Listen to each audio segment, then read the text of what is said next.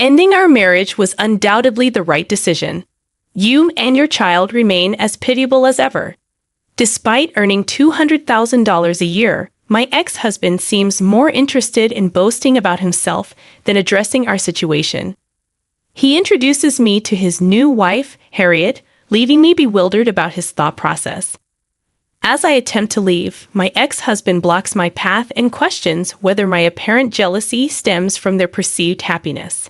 His condescending remark about my financial status doesn't sit well with me. Feeling a mix of disgust and exasperation, I maintain my silence. However, my son Johnny intervenes, suggesting that we fire this guy. Fast forward to the present. I am Lisa, 42 years old, married to George, a former co-worker since I was 26. After working and quitting when I became pregnant, I contemplate returning to the workforce as Johnny begins elementary school. George, eager for me to find employment, is persistent in his suggestions and preferences for my work hours. Although initially supportive, George's true colors begin to show when I start a part-time job. A few months into my new job, a shocking message arrives on my phone from a former colleague, revealing my husband's affair with a woman from our company, the daughter of the division manager. The accompanying pictures leave me deeply shaken. As the gossip unfolds, I decide to respond with thanks and close the messaging app, grappling with the unexpected turn of events. I never fathomed that my husband could be unfaithful, but as I reflected on recent events, everything fell into place. His persistent push for me to work harder, even when childcare arrangements were not settled, now made sense. He likely saw it as an opportunity to have more freedom for his affair. Today, he claims to be on an overnight business trip, but I suspect it's a cover for quality time with his mistress. Confronting him the next day, I couldn't maintain a facade of composure. I presented the incriminating pictures, expecting some form of excuse. However, his response shocked me. Acknowledging his infidelity without remorse, he explained that the woman was the division manager's daughter, and marrying her would secure his promotion. He coldly compared her to me, emphasizing her youth and attractiveness. His lack of guilt and blatant disrespect left me disappointed. Instead of apologizing, he suggested an expedited divorce. Unable to feign indifference, I agreed for the sake of my mental well-being and swiftly settled for child support and property division. With custody of Johnny, he left callously, advising me to scrape by on a single income while he joined the ranks of the wealthy through his impending marriage. Though mentally relieved, daily life posed new challenges. Despite the financial support, my savings were modest, and I had to transition from part-time to full-time work. Johnny's after-school programs became a necessity, adding to the complexity of our lives. The unfamiliarity of a full-time job, coupled with the sole responsibility for housework, made every day a struggle. As the years passed, adaptation became a constant companion. Now, 7 years post-divorce, with Johnny in middle school, life has settled into a rhythm. He can mostly take care of himself, allowing me to reflect on the resilience developed through the challenges and changes life threw our way. I think he's grown into a very responsible boy compared to other boys his age, perhaps because I'm always so busy. He even takes on the responsibilities of cooking and doing laundry for me. Thanks to him, I've been free from housework and childcare, and for the past few years, I've had time for myself. Both my personal and working life are going very well. Now I can say it clearly, I'm certainly glad I broke up with that awful man. If I had continued to be married to him, I wouldn't have this life now. However, one day, while my son and I were shopping at the local mall, I ran into that terrible guy, my ex-husband, George. I didn't notice him, but he started talking to me. "Hey, isn't that you, Lisa? Long time no see. You've really aged. Is that what you say to someone you haven't seen in a while?" A person with normal sensitivity would never say that to a woman. I could tell in an instant that he hadn't grown at all as a person. Within a few seconds of meeting him, annoyance crept in, and I snapped back. "Huh? You're the one who's aged a lot. I didn't recognize you for a moment." Honestly, George had aged a lot. I hadn't seen him for 7 years, but it felt like he'd aged twice as much. His hair was thinning, and his belly protruded, showing a complete middle-aged figure. I thought talking to my ex-husband was a waste of time, so I tried to walk away, saying, "Oh well, long time no see. But I don't really have anything to say to you. See you later." However, he wouldn't let me go. He stood in my way and started talking nonsense. Hey, don't be so cold. The family is all together again. Let's catch up for a bit." I didn't want to hear anything about his life. If there's one thing I'd like to complain about, it's that he stopped paying child support a few years after our divorce. Child support is not my right, but Johnny's right.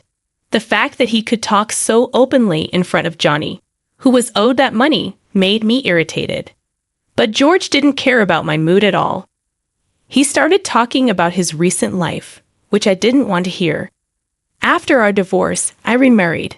I married the daughter of the manager who was in that picture with me.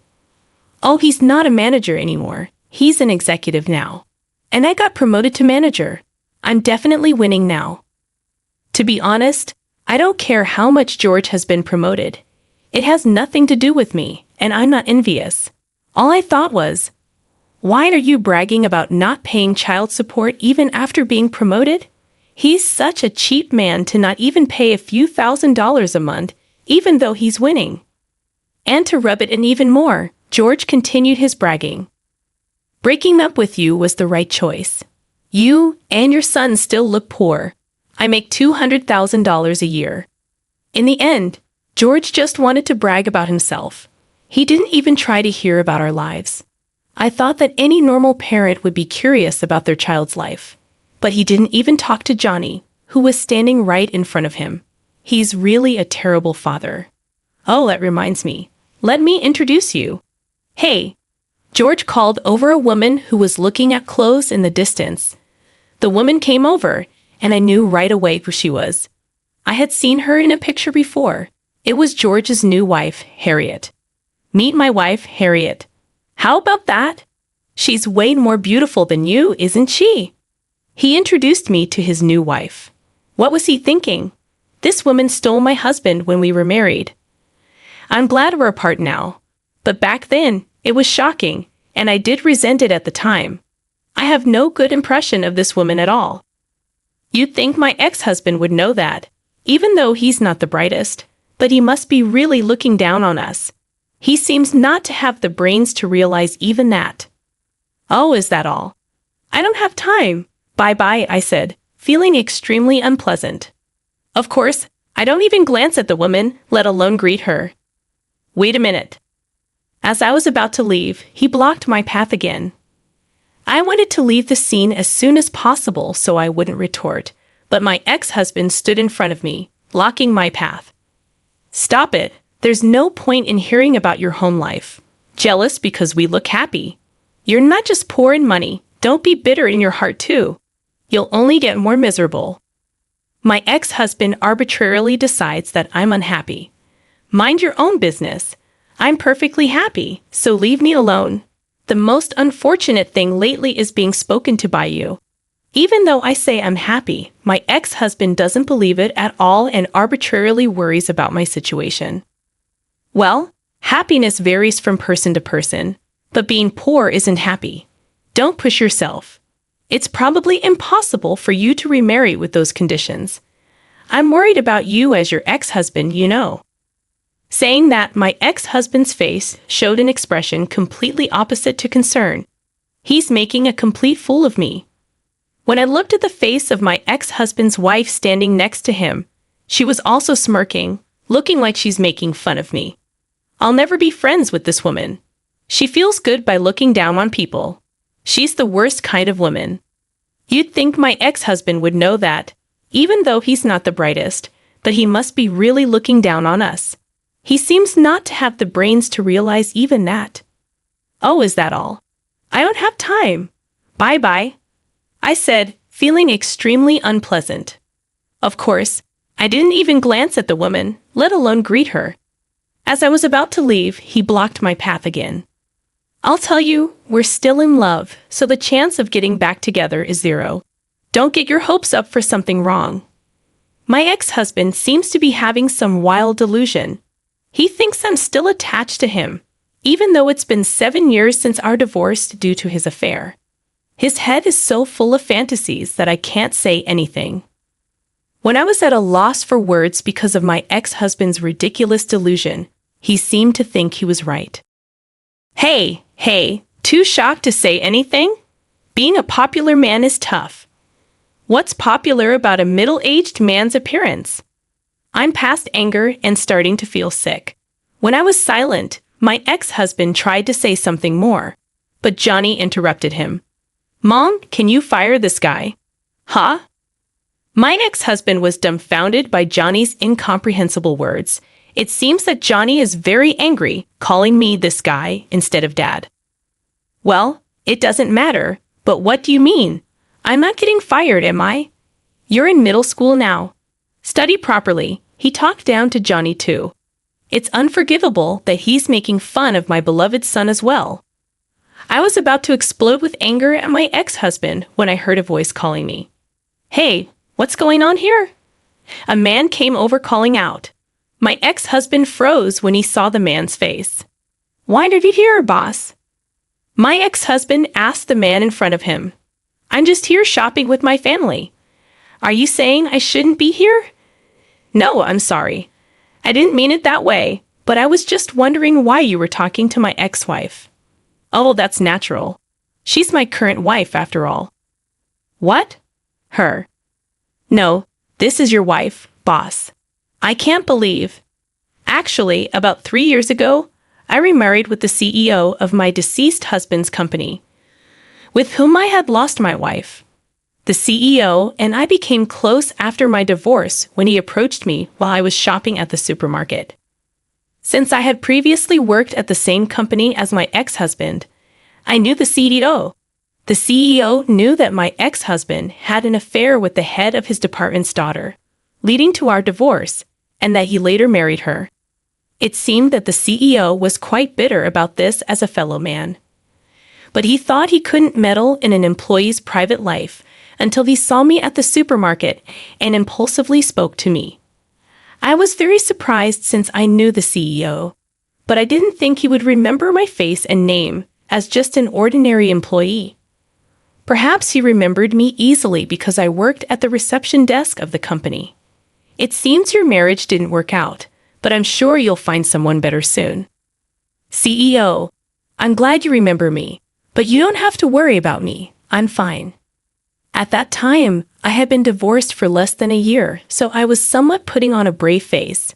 But the CEO, with his vast life experience, saw right through my act and comforted me with kind words. Divorce takes more than 3 times the effort of marriage. Even if you divorce smoothly, it's tiring. I've never been divorced, but I felt utterly unmotivated when I lost my wife to death. When a man and woman who once loved each other part ways, that's just how it is, so you don't need to put on a brave face. The CEO knew the loneliness of ending a married life. Indeed, while I was glad to have separated, I was also feeling a whirlpool of emotions like loneliness and emptiness at the time. So his words touched my heart. If talking to someone like me helps, call me anytime. I'll treat you to dinner whenever you like, he said, handing me his business card. I thought it would be too bold to contact him for about 2 years, but as time passed, I calmed down and wanted someone to talk to again, so I finally decided to call the CEO. Despite his busy schedule, the CEO made time for me and treated me to dinner. When I was an employee, the CEO was still a department head, and he had an unapproachable aura since he was the previous CEO's son. But once we had dinner together, I found him easy to talk to, like a nice uncle. Perhaps because I was no longer an employee, the CEO and I quickly became good drinking buddies. Then, about a year passed, and the CEO proposed to me with a serious look. You're kidding, Steve? Don't joke like that. I was told while drinking, so I thought it was a joke, but the CEO was serious. At first, I wanted to encourage you after your divorce, but being with you really calms me down. I haven't felt this way since I lost my wife. Honestly, I feel like I'm the one being healed now. If you're willing, let's spend the rest of our lives together. Give me a day to think about it, I said and consulted with my son. I don't mind. You should decide based on whether you like him or not, Mom. Since there was no particular opposition, I decided to marry the CEO. To be honest, I liked him.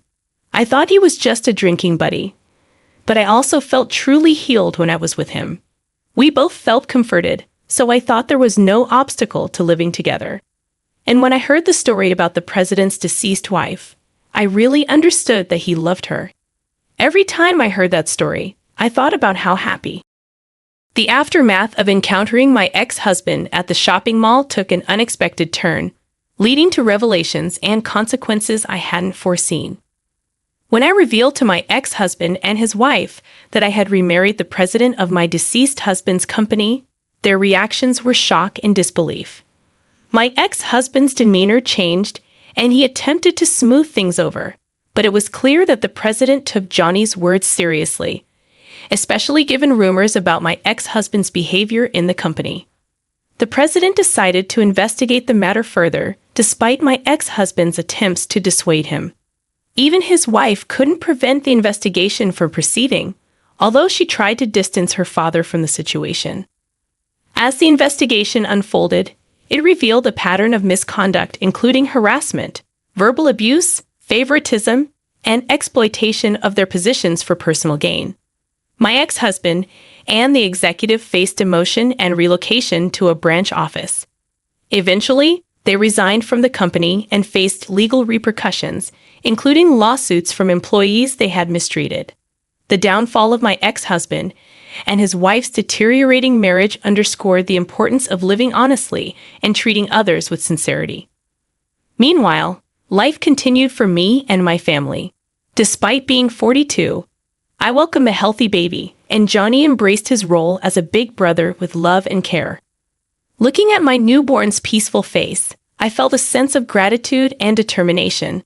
Despite the challenges of raising another child at my age, I was committed to working hard for my family's well-being and future. As I faced each day, I carried with me a deep sense of gratitude for the new life that had entered our world.